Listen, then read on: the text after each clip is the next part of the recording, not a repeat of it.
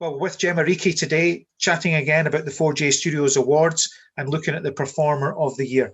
How did you feel, Jemma, when you were watching it and you heard your name coming up alongside Jake and Laura? I thought it was amazing. It was so special to share it with both of them. Like, when I was watching it, honestly, there was so many people on it for like different reasons of how they could win it. I didn't know like how it was going to go, but I think like the three of us really did deserve it. We all went out and we gave our best performances, and yeah, you couldn't have picked between us. Well, that's exactly right. We couldn't. And I look back there, and it's only 3 years ago actually since you were under 20 athlete of the year in 2017. Yeah. How pleased are you with that transition from junior to senior? Because you've actually made it look easy, and we know it isn't easy.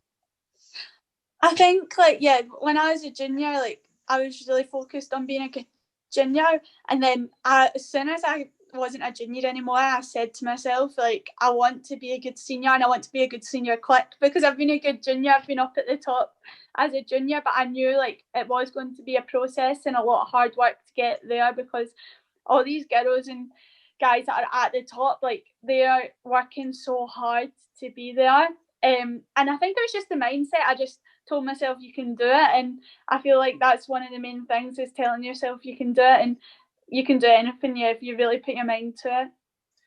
Well, just looking back at the year itself, I make it 9 wins from 13 races. I think we had a bigger number than that, but I realise now that there was a couple of different times from Monaco in the 1,000 and from New York as well. 7 sub 2 minute 800 runs in there as well. It all started so well in indoors. Yeah. What do you put that down to, that you just came out and ran so strongly? I think after last year, after Doha, it was a real, like, I was really disappointed after my performance in Doha, but it was bittersweet because I'd had such a good season that year as well. But I said to myself, I don't want that to happen again. I want to come back stronger. I want to come back faster. And I need to really get the experience ahead of Tokyo, assuming Tokyo was going to be this year. So I just put my head down and just trained so hard and kept myself, like, well training wise, eating well, sleeping well, and everything was just geared to giving myself the best situation for Tokyo.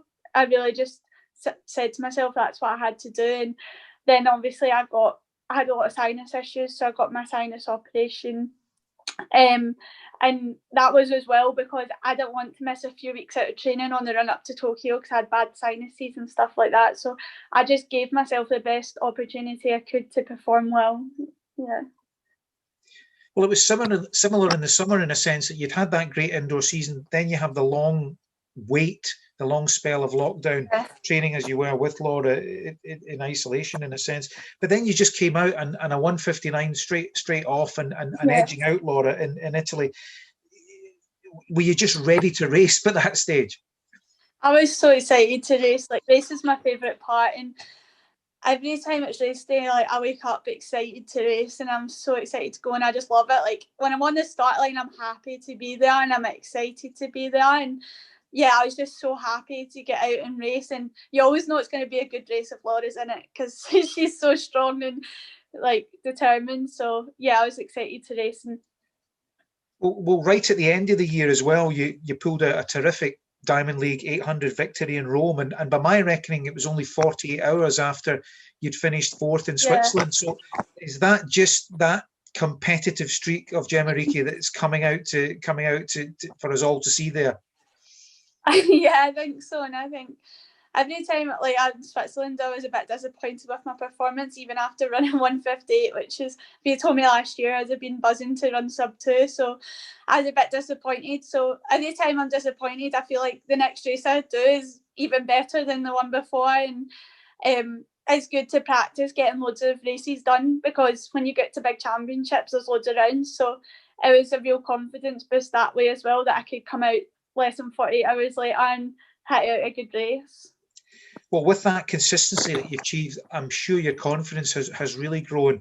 But I just wonder, sort of turning it round, do you think that other athletes are possibly going to be more fearful of you in the future because they know your quality? Yeah, it's hard to tell, because I guess you don't know what other athletes like feel. But yeah, like, I think my presence is definitely there now, and people are wondering what I'm going to do, because I've done a few different ways of racing races, and Andy's so good at making our training so we're strong to run a fast race, and that I've got enough speed to kick at the end if I need to. So I guess I'll be a wee bit more well known on the start line. Yeah. I think there's no doubt about that. Well, you've mentioned Andy there, Jemma, and that's your coach, Andy Young. He was also named our Performance Coach of the Year at the 4J Awards. I think that's more than 5 years now that you've been working with him. Yeah. How much influence and a mentor has he been to you? Yeah, he's been amazing. I went to him when I was just turned 17 years old, and he helped me so much through that stage of my career, and even when things aren't going well, and yeah, it's a long process, and he gave me so much time, and he commitment from him as well, and he's more than a coach. I spend most of my time with him, most of my year with him at camps and stuff like that, and he helps in so many ways as well as coaching. Yeah, and I don't think he even realises how much he helps us throughout life as well. He keeps us sane. Thanks very much, Jemma. 4J Studios Joint Winner Performer of the Year.